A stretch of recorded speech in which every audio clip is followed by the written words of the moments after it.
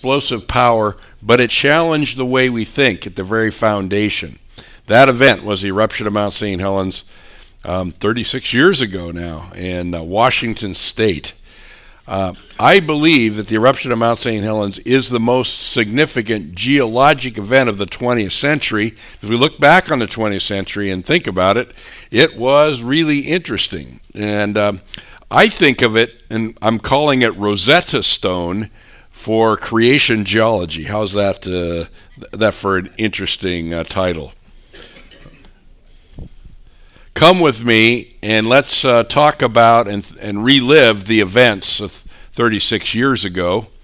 And then let's take a look at the things the volcano did in very short order. It's almost a Ripley's Believe It or Not of geologic catastrophe. And then let's apply what we have seen at Mount St. Helens to other geologic features of the Earth, like Grand Canyon, coal layers, fossils, that type of thing. And then let's finally think about what the volcano says to us personally, you and me, about our view of the world around us, our view of ourselves, and even what it suggests about our view of God. Hey, I was out there at Mount St. Helens, and I took this verse literally. Okay, come behold the works of the Lord, what desolations he has made in the earth. So, on the basis of that verse, I got my hiking boots on, and I went out there, and boy, what a desolation he has made in the earth. And Psalm 46, I think, kind of tells a story of a natural disaster and the things we can learn. A key thought I want to bring up is Rosetta Stone. You know what the Rosetta Stone is.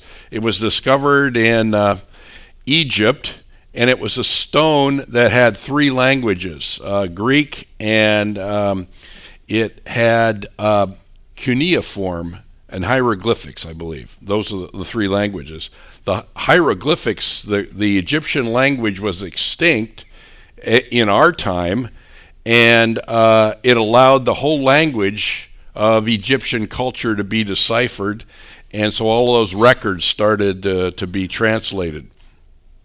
It's an extraordinary artifact. There was a suppressed language. The Roman Empire, basically after the Battle of Actium 31 BC, stomped out the Egyptian language and suppressed it, and it was lost. Okay, clues for deciphering a new field of knowledge. In that case, it was Egyptian history. And we can go to the volcano and see these amazing things. Mount St. Helens is a Rosetta Stone, I believe. And there's an interesting scripture. Speak to the earth, and it will teach you. Who among all these does not know that the hand of the Lord has done this? Job 12:8. It's an incredible display. And if we learn and think and speak the language or the thought pattern that we get when we look at the earth, it will teach us. There's the way I remember Mount St. Helens before the eruption, 9,677 feet tall. A very beautiful mountain, symmetrical in appearance, and it was my favorite of all of the Cascade volcanoes there in Washington State. All that changed, and look at the forest around it, okay, and look at the beautiful lake. All that changed on the morning of May 18th, 1980, as 1/2 cubic mile of summit slid away, the largest landslide in recorded history. It slid into the lake basin and radically modified the landscape and released the pressure inside the volcano. And the volcano exploded and delivered this steam explosion equivalent of 20 million tons of TNT explosion energy. And it was significant. And there's the landscape. It leveled 150 square miles of landscape in about 10 minutes.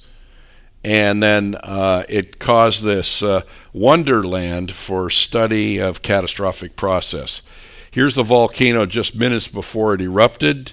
And here is a sequence of pictures that have been sequenced together to show you the collapse of the north face of the volcano. Let's see what happens here. Okay, here we go. Okay, we morphed the pictures. There it is 5 minutes before the eruption, and then the landslide begins. The whole north slope gives way.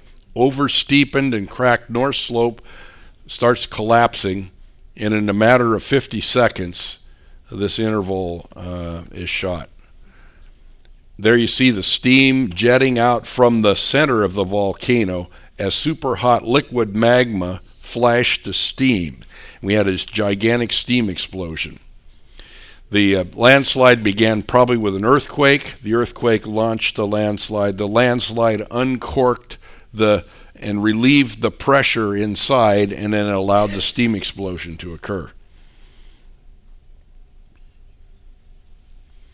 There it is before the eruption from the northwest. Okay, take a look at that view. Exactly the same place after the eruption. Exactly the same place. Put the camera exactly where it was before the eruption. There's the change. Unbelievable if you think about it. Look at the foreground here, how that has changed right here, and look at the profile of the volcano. Look at this right here and that over there and this over here, those two shoulders. Here it is before. There it is before. And notice the lowland up front here, and of course notice the summit, and then there it is after. Unbelievable change. 1/2 cubic mile of summit and north slope is gone. It's deposited out in the foreground. The forest was blasted off the ridge. That's before and after. Well, what we've seen at Mount St. Helens happened in broad daylight, and it allows us to understand it a little bit. And so it's been simulated, and this is a simulation of the first 50 seconds. And it's got sound. Don't let that alarm you, but it's going to be an explosion. Rocks are going to be falling. But the first thing that happens is earthquake. It's a magnitude 5.1 earthquake. The earthquake dislodges the summit and north slope in 3 rotational slides. The 1/2 cubic mile of rock begins to slide, and then you can see the explosion and then the supersonic blast. Let's go through it here. Here it is, simulation of the first 50 seconds.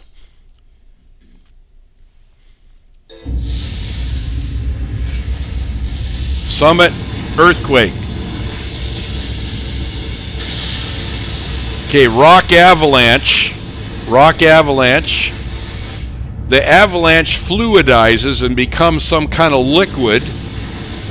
It flows over the landscape, and then the cork is unstopped and the steam explosion occurs.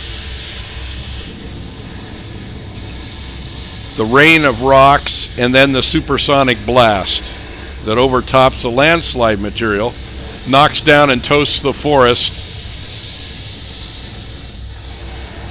And a lot of other things are going on. How did you like that simulation? Was that kind of good? Okay, I'll show it to you one more time. This is great. We can replay it. Okay, earthquake, magnitude 5.1. The whole north slope is over-steepened and cracked. It begins to slide.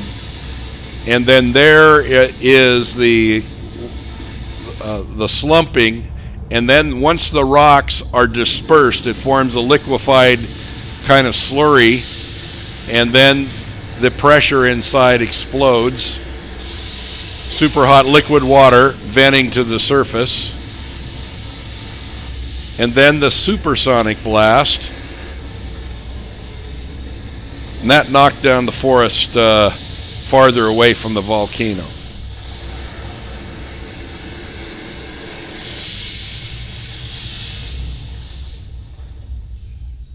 Not a good place to be standing on the morning of May 18th. Okay, events of May 18th. Okay, here they are. Earthquake, magnitude 5.1, directly under the summit as far as we can say. What came first, the landslide or the earthquake? Did the landslide cause the earthquake? Did the earthquake cause the landslide? There's lots of things to talk about there. The debris avalanche, the rock slide becomes dispersed in this gigantic avalanche. That's the way to say it, I guess. And then the steam explosion was behind it, equivalent to 20 million tons of TNT explosion energy. Then we had the giant water wave. The landslide went into the lake and propelled the water of Spirit Lake there north of the volcano up to 860 feet above the pre-eruption level. The lake sloshed back into its new basin with 200 feet of landslide debris on the bottom of the lake. So the lake was in a new area of space. It was in it now became it's occupying what was sky before the eruption. Then the mud flows occurred, and the heat and the intensity of the heat, especially around the north side of the volcano, melted snow and glacier ice, and that quickly made mud flows. Mud flows were moving at about 90 miles per hour down at the flank of the mountain, and these mud flows got started and went out of the crater area down the Toutle River 50 miles. Okay, more damage from the mud flows than from the steam blast, because the mud flows overcame logging camps and, of course, devastated houses. 6 major bridges were washed. 6 major watersheds, bridges were washed away. And then in the afternoon of May 18, especially when we got these energetic pulses, there were pyroclastic flow. How's that for a good word? And I think that's Greek, pyroclastic. Okay, can you figure out what that means? And okay, pyro means hot, and clastic means broken. Hot, broken rock in flows. And then number 7, airfall tephra.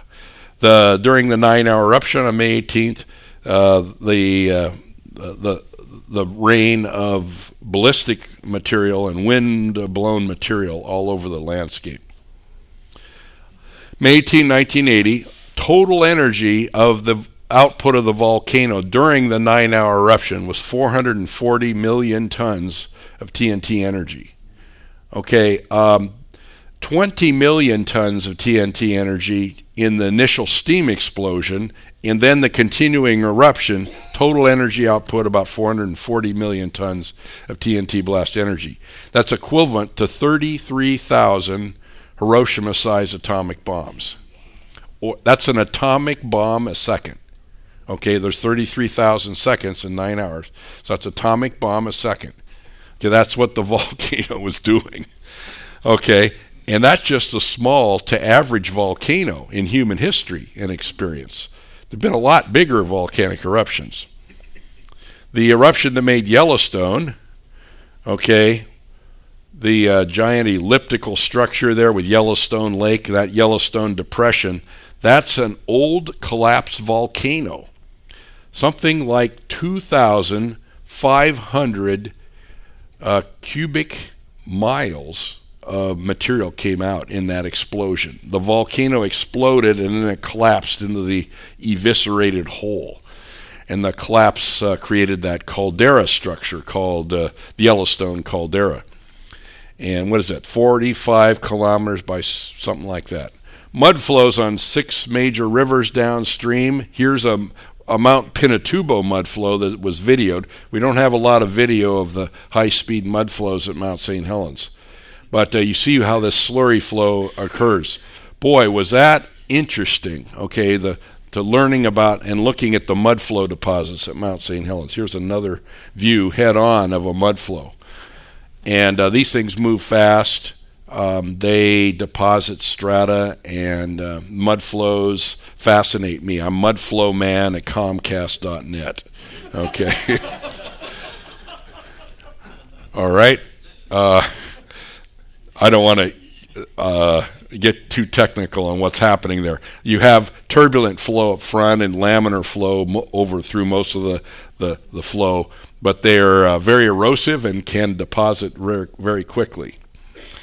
Okay, stratification formed rapidly. Let's look at this as almost a Ripley's Believe It or Not. The south end of Spirit Lake, the southwest corner there, southwest corner of Spirit Lake, is the site of up to 600 feet of deposits. not just 200 feet underneath the lake now, but up to 600 feet out there. And that whole area has been intensely photographed, and we watched as a sequence of events occurred as the volcano produced that up to 600 feet of strata. And that's especially the action area.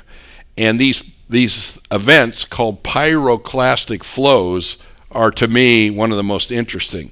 Now, what happened is the volcano essentially burped, and as it burps, it produces a whole bunch of volatile gas, and that volatile steam entrains the particles, and the particles fall to the surface because it's a heavy slurry like gas charge flow, and then it moves horizontally. And they move at 100 miles per hour over the land surface. Pyroclastic flow. So if you want to talk about volcanoes, pyroclastic flow is a good learning word. Okay. Anyway, the pyroclastic flow. Here is one on one of the Indonesian volcanoes. Here you see. Look what happens. The volcano kind of thrusts the gas out, and then gravity takes over. It becomes a gravity-driven, heavy, high-density flow, but it's gas-charged. More geologists die in pyroclastic flows than in any other geologic disaster, okay, because they're extremely hot and unpredictable. In fact, I know a geologist who died in a pyroclastic flow. They're not a good thing to have happen. Anyway, when the pyroclastic flow stops, you can see the finger-like deposits that were accumulated, and they freeze rapidly, which is kind of cool. It loses its gas slurry and then it just freezes, and so you see the kind of deposit. And then we have cross sections because of erosion, and you can see some of the pyroclastic flow deposits.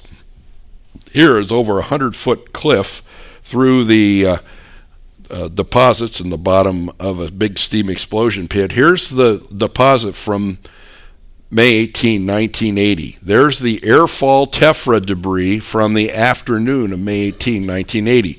It's blocky, there's large particles in it, and fine ash. Then above that May 18, 1980, the end of the 9-hour eruption deposit, is this. Okay, right here, see that right there, to right there. That's about 25 feet in thickness. That's the pyroclastic flow deposit of June 12th, 1980. The pyroclastic flow deposit on June 12th, 1980, and then above it is the mud flow deposit of March 19th, 1982. So every layer at Mount St. Helens has a date. Now take a look at that June 12th deposit.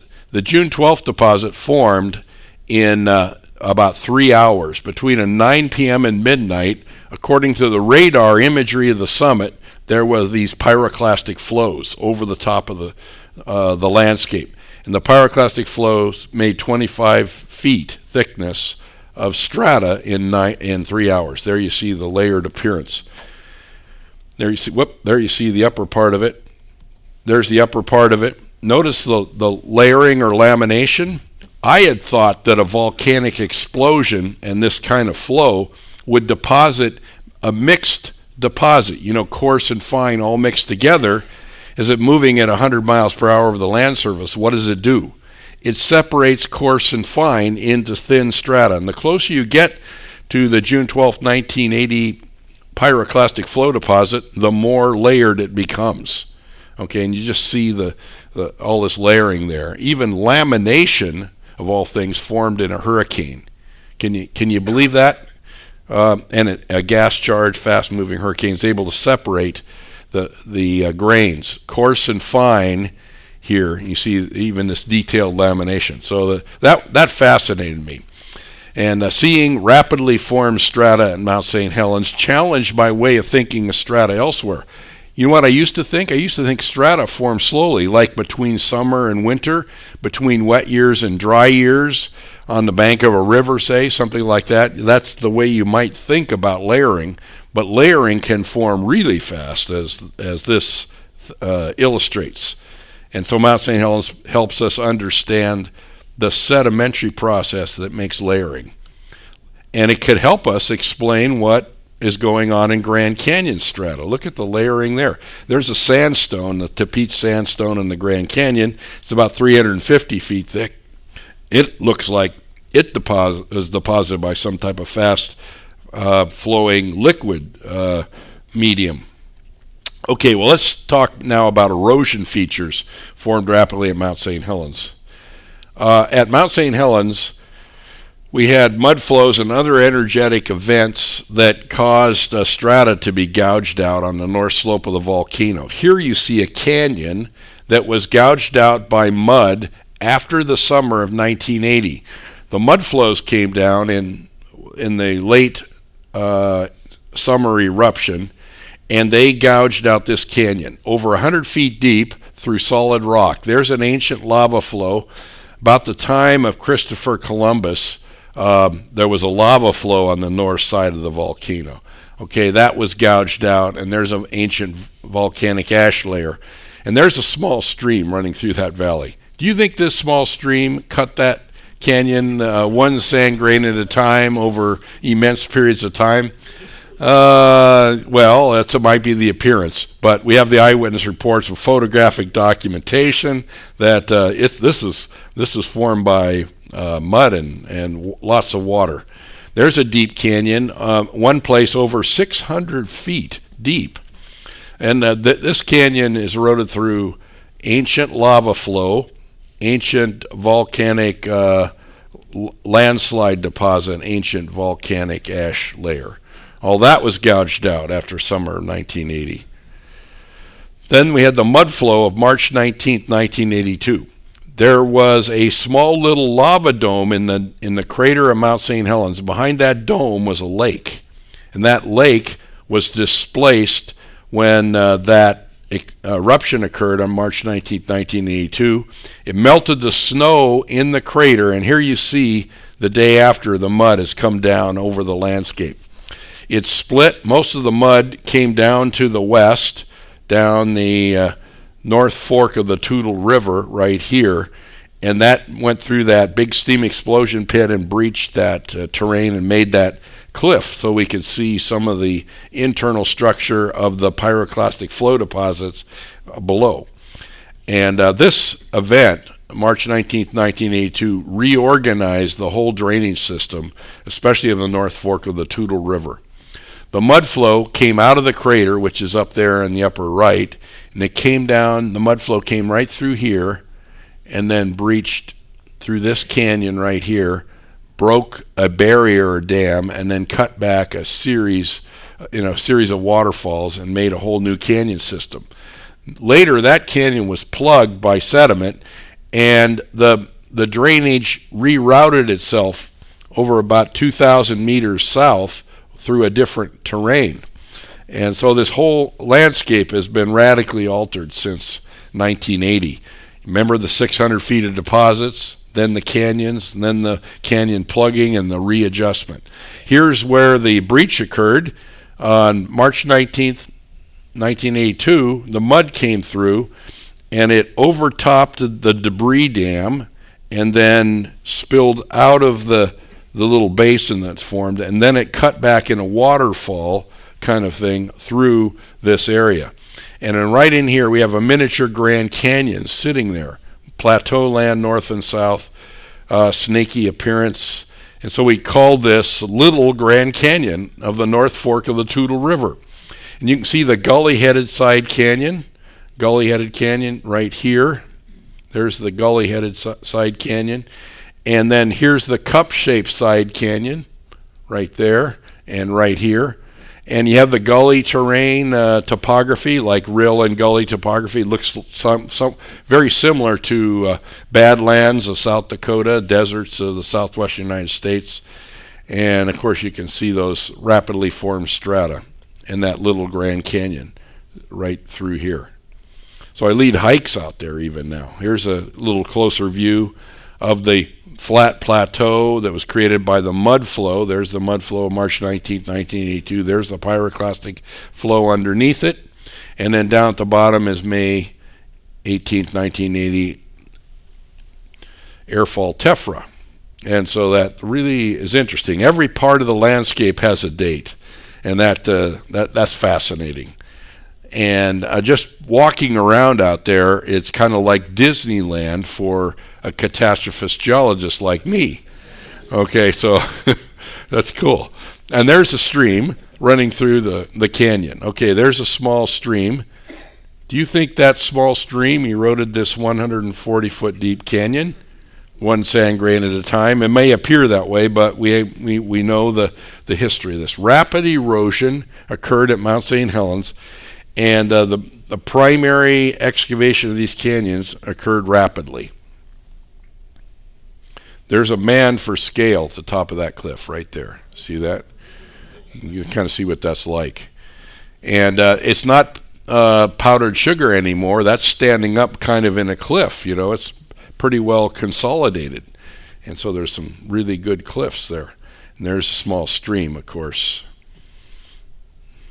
Reminds me of Grand Canyon. Grand Canyon is what? One of the world's most impressive canyons. It's 4 to 18 miles wide. It's a mile deep, and it's about 260 miles in length. So the Grand Canyon is 40 times bigger than the Little Grand Canyon at Mount St. Helens. And it's interesting. But it looks like there was a lake that was formed on the eastern side of the Grand Canyon with an elevation of about 6,000 feet up against the north and south rim of the Grand Canyon, which were connected by strata through what's now the channel of the Colorado River. It looks like that lake overtopped the barrier, the Kaibab upwarp right here, and notched through and cut the Grand Canyon. That's the overtopping theory, which has become popular among geologists now. Most geologists have junked the idea that Colorado River eroded the Grand Canyon over tens of millions of years. Isn't that incredible? What I learned in grammar school, that Colorado River cut Grand Canyon, is generally dismissed by geologists. And they're going to weird, kind of catastrophic ways to form Grand Canyon. And here we have a lake, 500 cubic miles of water in an ancient lake here. The lake evidence is sitting there next to the gash that formed the Grand Canyon. It almost seems like a smoking gun at the scene of a crime. 500 cubic miles of water at 6,000 feet elevation has a huge amount of power, and that could notch and spill the canyon. There's other evidences of a lake up in northern Arizona, extreme northeastern Arizona, in the Canyonlands area in southern Utah and over into Colorado. There's probably 1,000 cubic miles of water in that lake. If there was a lake here in northeastern Arizona, I call it Hopi Lake, the other lakes would be there. And so we could have 1,500, 2,000 cubic miles of water in lakes at 6,000 feet elevation on the terrain, and Grand Canyon could be the result of catastrophic drainage of lakes. There's evidence in Washington State of a great scablands flood from Lake Missoula in Montana. Lake Missoula in Montana was 500 cubic miles of water. It drained over the scablands in eastern Washington and produced Grand Coulee. Grand Coulee is a trench 50 miles long, hundreds of feet deep, and it's 50 cubic miles of erosion there. So Grand Canyon, 900 cubic miles of erosion to produce just the canyon profile. Could that have formed catastrophically by drainage of lakes? It looks that way. Okay, let's talk about logs and log deposits at Mount St. Helens, especially at Spirit Lake. I was sitting down next to the lake eating my lunch one day when the wind kind of blew in some sticks. And you see those 4 sticks? The 4 sticks here. There's one right there. There's one right here, one right there, and one right there. And there's another fifth one right here. Anyway, they floated in, and it was kind of interesting. They're not prone floating. They are upright floating sticks. And then they got grounded in the shallow water area and just stood there. And as I was thinking about the sticks floating like that, I thought, how about the logs in Spirit Lake? You know, there's a gigantic log mat in the lake that was formed by that colossal water wave, 860-foot high wave of water that devastated the north slope of the north area of the volcano. Could those logs also float in the lake, prone, and then go into upright floating position? You see this idea of upright floating log? That was a hypothesis I was thinking about as I was eating my lunch, thinking about those sticks. Well, prone floating logs on the lake, there was a million logs the day after the eruption floating on the lake. It was hard to see the lake. In fact, the people that first saw the lake said the lake was gone because all they could see was the logs laying on top of the lake. Okay, the logs could go in upright floating position, I thought to myself, and then what could happen? The root end is weighted down and is heavy. The upper part of the log is floatable. There could be roots and even root ball on the logs, and so they would tend to float upright. Then I thought, then it would float back to, it could float down to the bottom of the lake and become an upright deposited log. Did you see that idea? And then what could happen? Well, sedimentation is occurring rapidly because erosion is going on all around the lake. So the logs could land in vertical position on the bottom of the lake at different times and have their root ends buried at different levels in the bottom of the lake. Do you see what I was thinking about there? There you see the lake, okay, covered with logs. Amazing thing. And there's the logs over at one end of the lake. Slight lowering of the lake level has inclined the logs, but there was a whole forest that was kind of replanted over there in the shallow water area. How would we verify that logs are floating upright, getting buried on the bottom of the lake? The way we would do that was with sonar. And so we got a sonar recorder in the boat. There's the sonar recorder. Here are the automobile batteries that power the sonar. And here's the sonar towfish. You lower that over the side of the boat, and it sends out the sonar ping that reads the profile of the lake. Here's the record coming back from the sonar.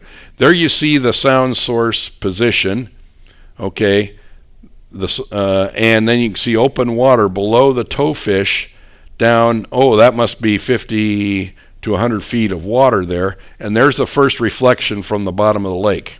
And then the bottom of the lake shows you this. Look at this. There's something upright standing there, sonar reflector. There's a sonar reflector, slightly inclined. And then look behind it, it seems to have a sonar shadow. Here's this one, look at it. It has a sonar shadow behind it. That's about 50 yards long, cast over the bottom of the lake, so that's a pretty good size reflector standing up.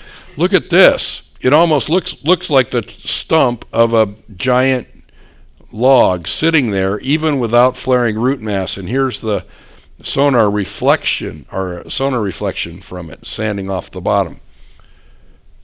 We had contacts with hundreds of upright objects when we did the sonar survey, and extrapolating to the whole bottom of the lake, we estimate something like 10,000 upright logs were on the bottom of Spirit Lake when we did the sonar survey. What would the bottom of Spirit Lake look like if you drained it? It would look like a forest, but the forest didn't grow there. What? It was replanted there. And the replanted forest idea is really kind of a radical thought, isn't it? How would we verify that logs are really floating like that and landing upright? So we needed to go scuba diving. There I am on the right, and there my diving buddy on the left, and we're getting ready to do scientific diving. It's kind of cool being in a dive shot next to an active volcano back there. That's yeah, that's cool. Okay, just as long as it doesn't erupt.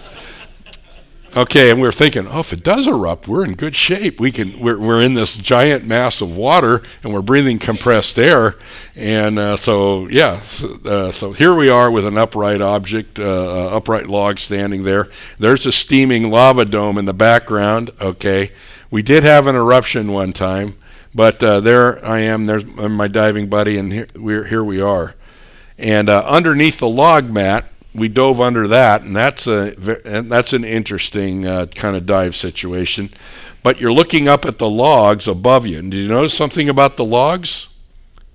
No bark. Okay, and some of those are 6-foot diameter Douglas fir trees.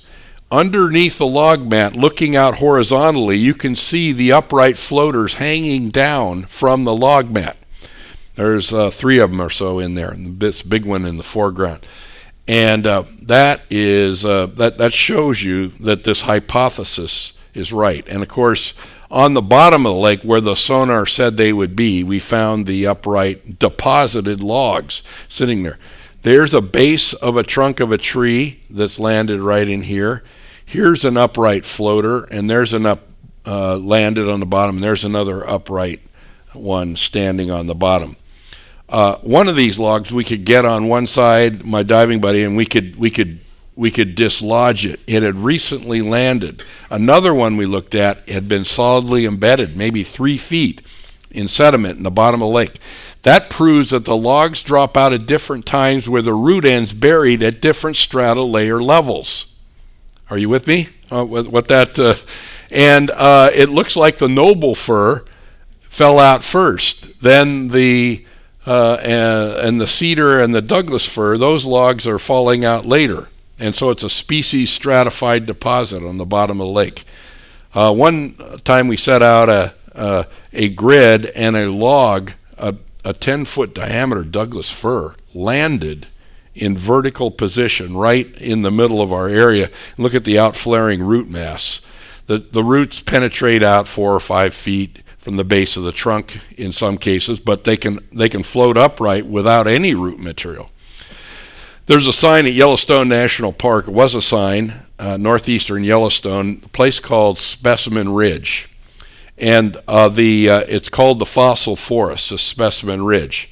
Here's what the sign said. Across the valleys rise the slopes of Specimen Ridge, but the forest you see there today is only the latest chapter in a remarkable story. Buried within the volcanic rocks that compose the mountain are 27 distinct layers of fossil forest that flourished 50 million years ago.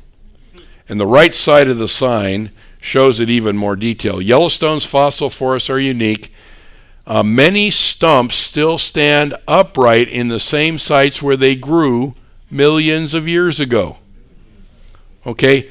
And 27 different layers with vertical penetrating stumps has been said to be proof of what? Immense periods of time in the strata record.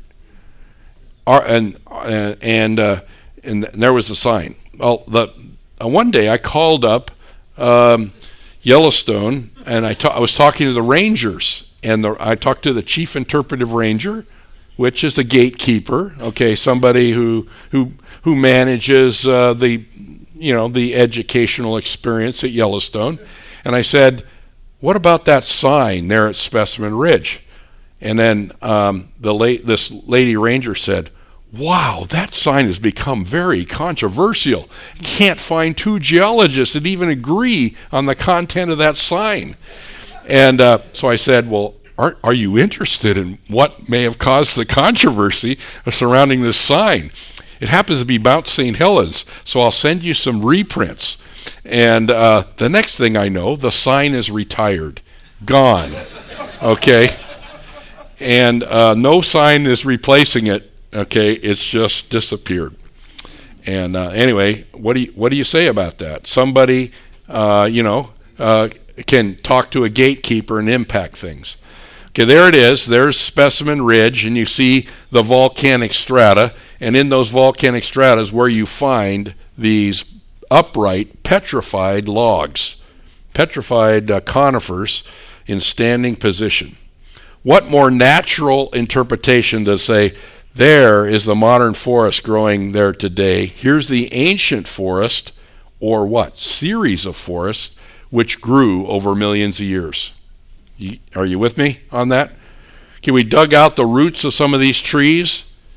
The roots often terminate around the base of the trunk of the tree, don't go out very far, and they abruptly terminate. They don't taper to a point. And they're not rooted in soil, they're rooted in rocky, sandy material. And so it looks like these logs are something different than the petrified forest.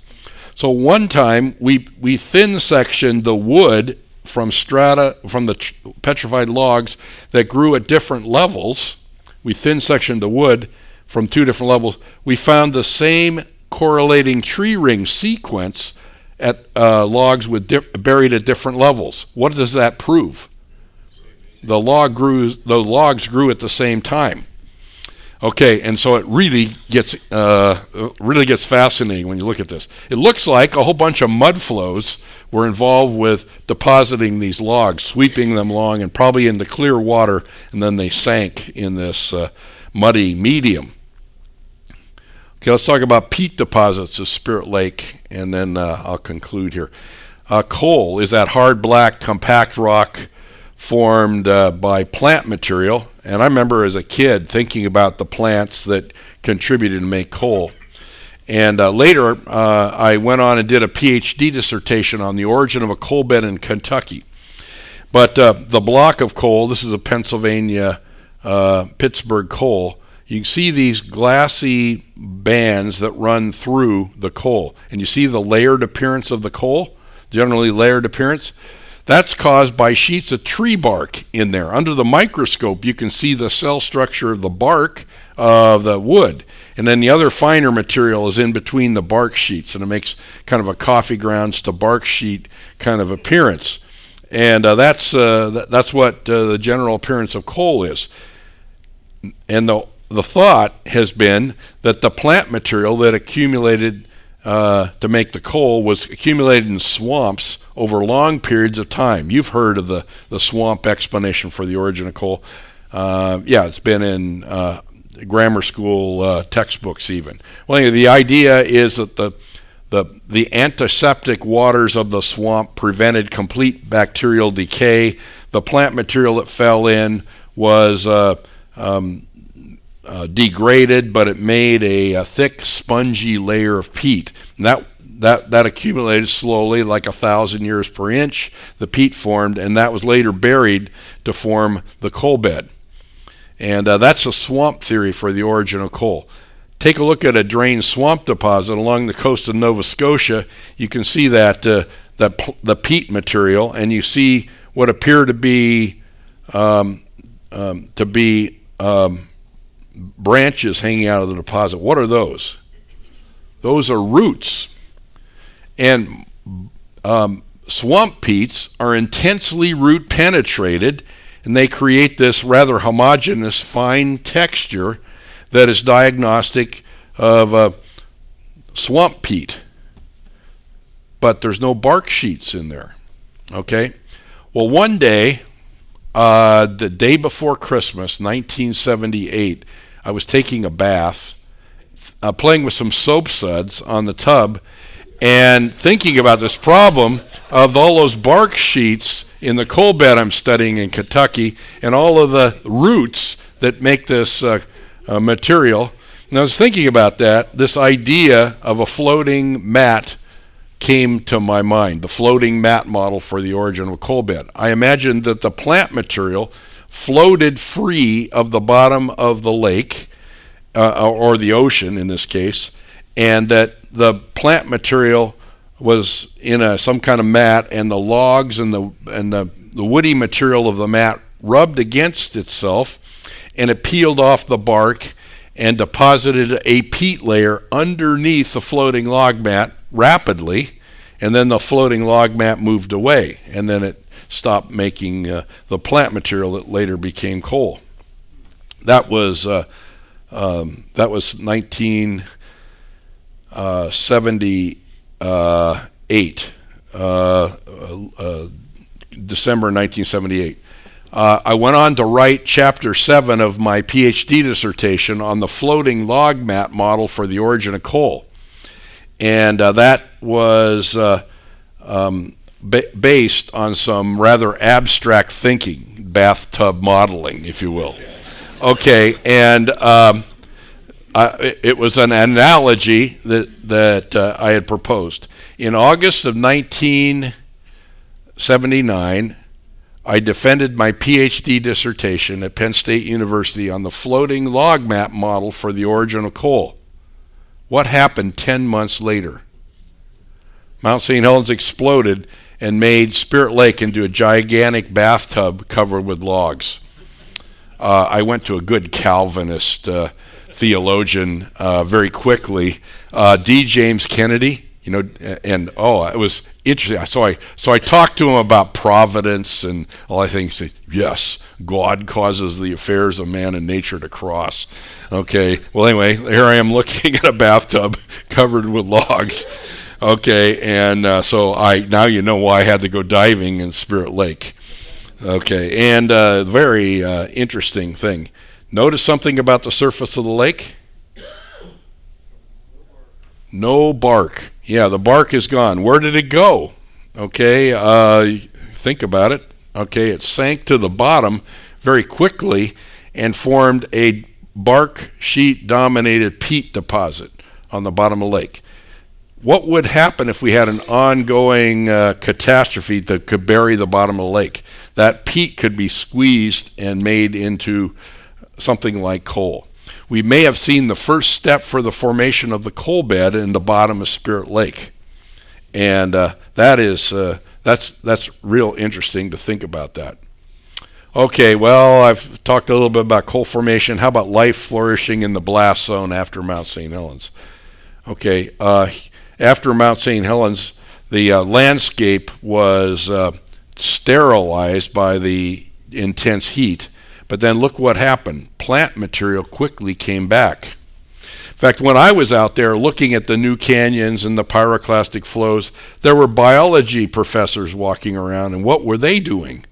They were in awe because they were seeing how fast the ecosystem was recovering. And here's a lake, and around this small little lake that survived the eruption, look at all the seedling conifers that are growing back. That was just 2 years after the eruption, and then, but now there's a full forest with 25 foot tall conifers growing there, still growing. And this amazing thing, sterile volcanic ash, could allow the growth of all these plants. And then not only the plants, but the animals and the elk. They come into the blast zone because of what? Why do the elk come into the blast zone? Are they trying to experience the volcano? Well, I don't know. They see a lot of grass. Look at all the grass around. It's an ideal pasture land for the elk. In fact, there are more elk per square mile in the blast zone than there are in the forest around the blast zone. What is that telling you? These animals have a tremendous adaptation for going into a new landscape and living on it. Now, we had all of the biologists were telling us that these elk are going to overheat because they can't find shade in the blast zone. Okay, and we discovered something. They have a cooling behavior. When they get hot, they just lay down in wet soil and they cool themselves. They're doing fine in the blast zone.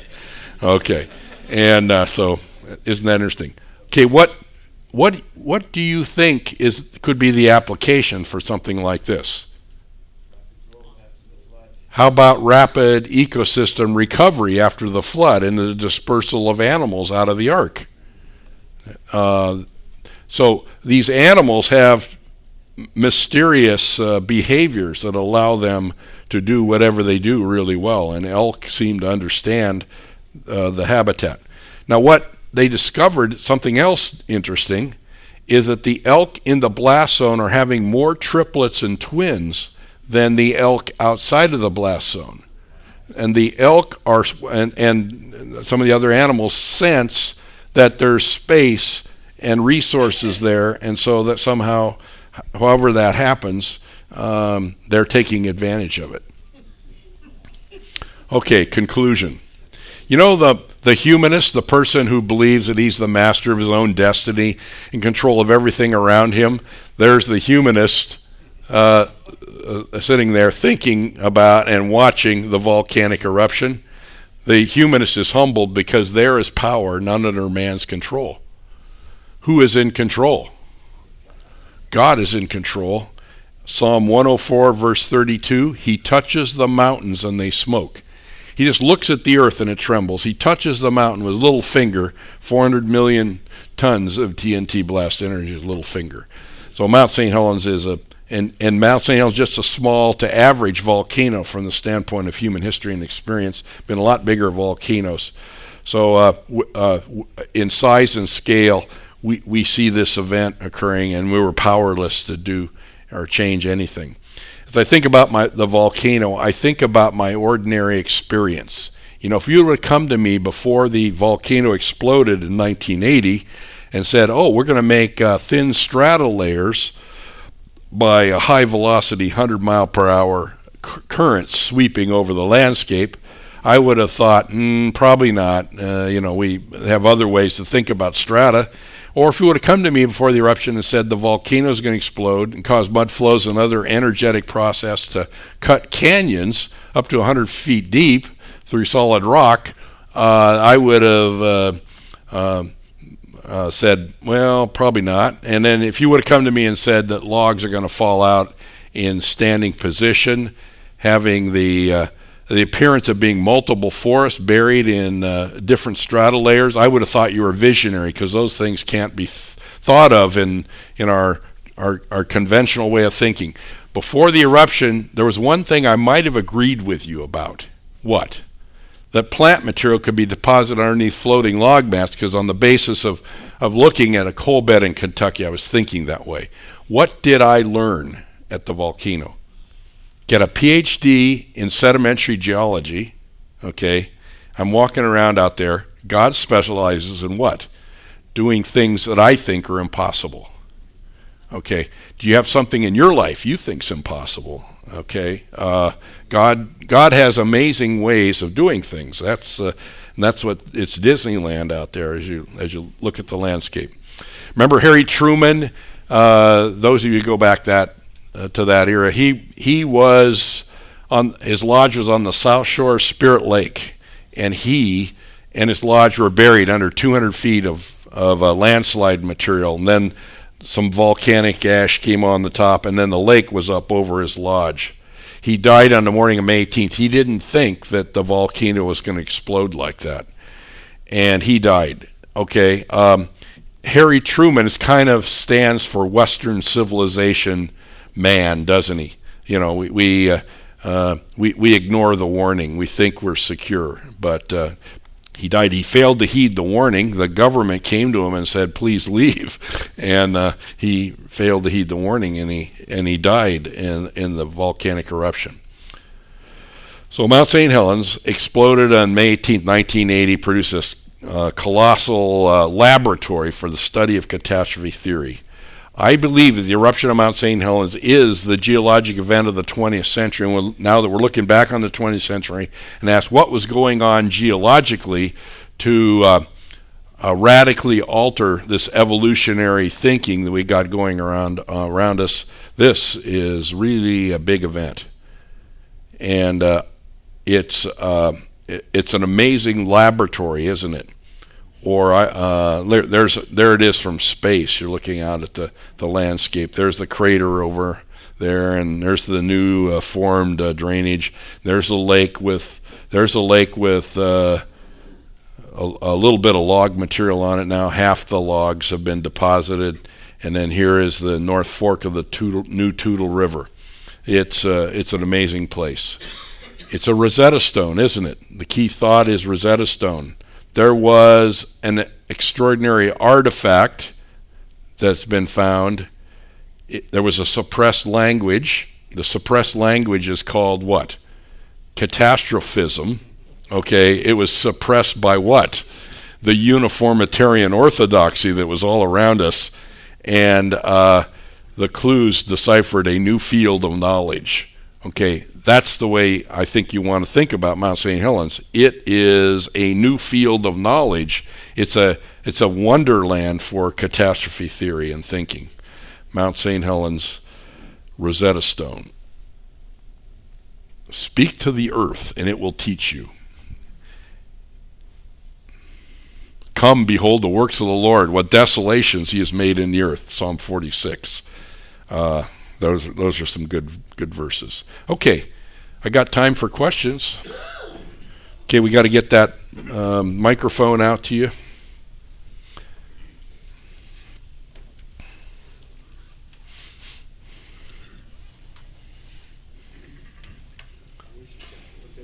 Herman.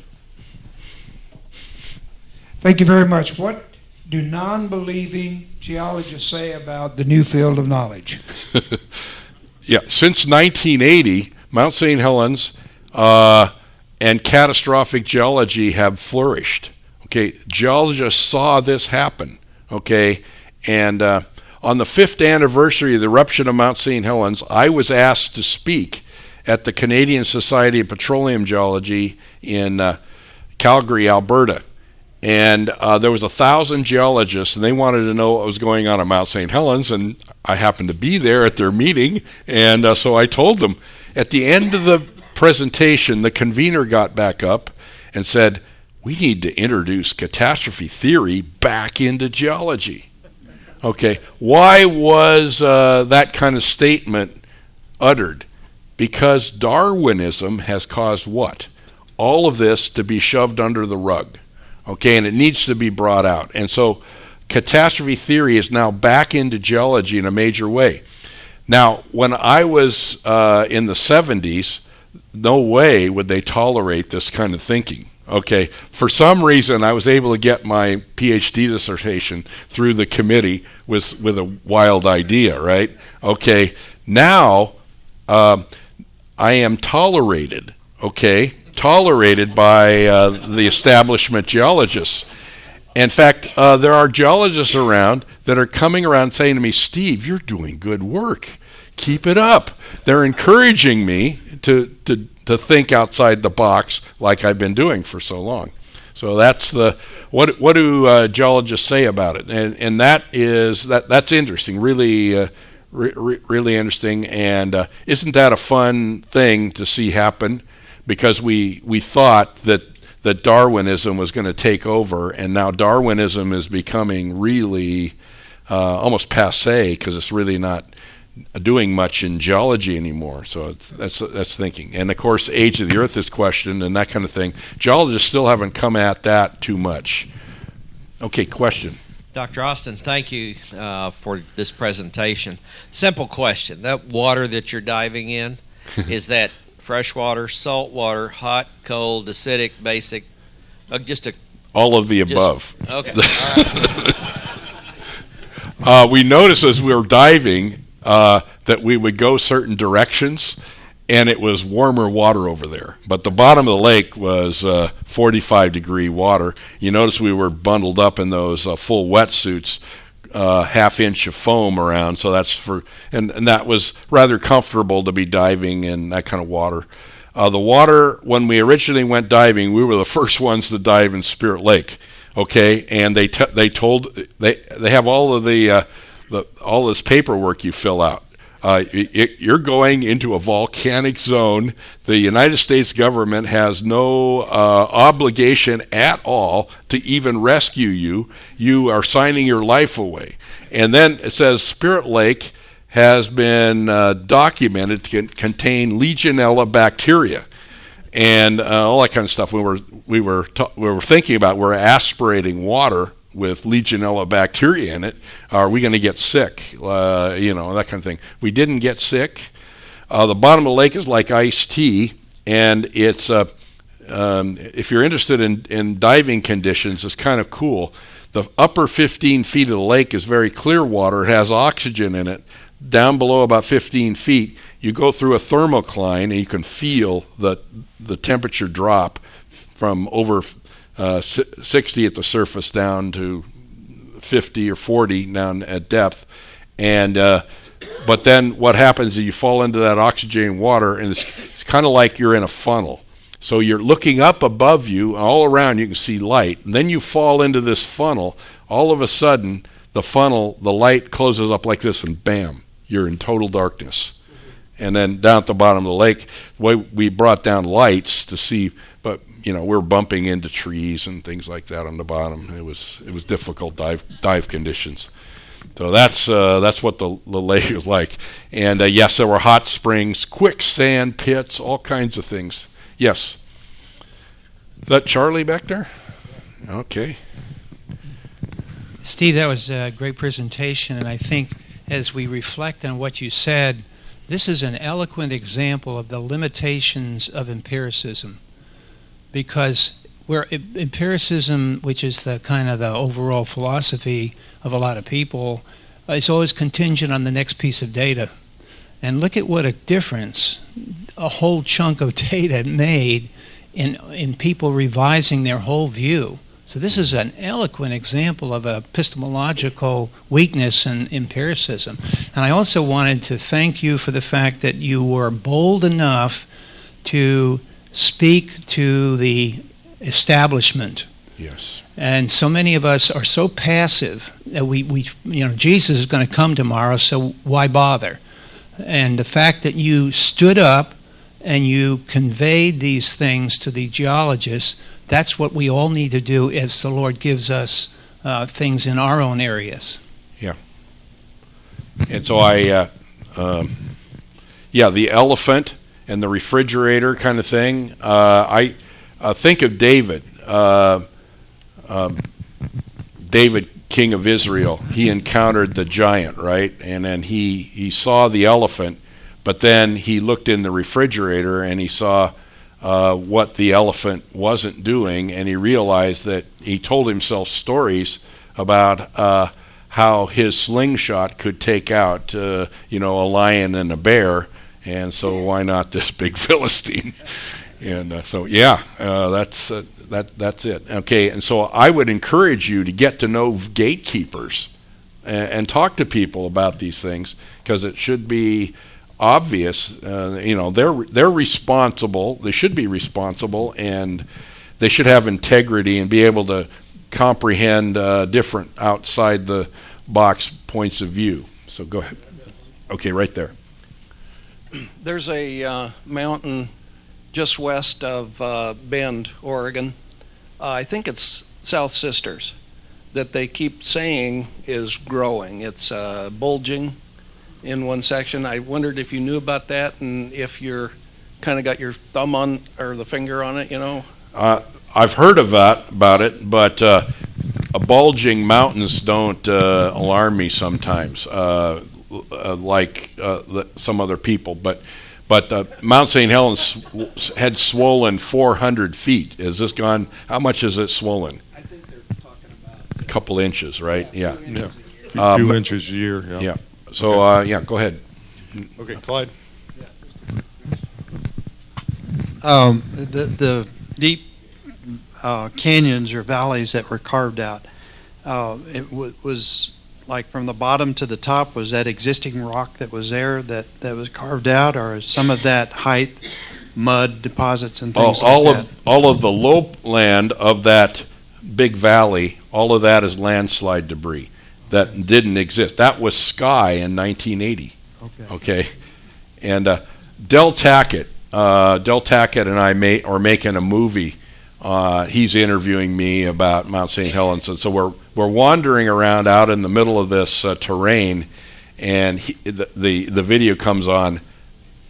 Hey, my dad took me by horse out to this terrain, and it looks like it, And then he talks. You see the stream flowing through the canyon, and Del says, "Oh, it looks like that canyon was eroded over long periods of time." And then he comes on and says, "But I was wrong. This whole landscape right here is younger than I am." Okay, and then the view perspective pulls away and you see them at the base of Mount St. Helens. It's kind of a cool thing. A lot of the walls that you see in the Grand Canyon, that would not have been pre-existing rock. It would have just been Could it be sand sediment, poorly consolidated right, sediment? and then Yes. something came and washed It out. a good portion of it away. In other words, it could happen rather quickly as opposed to over millions of years. Yeah. How long would it take 500 cubic miles of water to drain down a spillway? We can actually calculate the velocity in the spillway, so we can calculate the volume, how long it would take. A couple of weeks to drain 500 cubic miles of water through the canyon. So the Grand Canyon doesn't take millions of years. Okay. Well, I've enjoyed talking to you.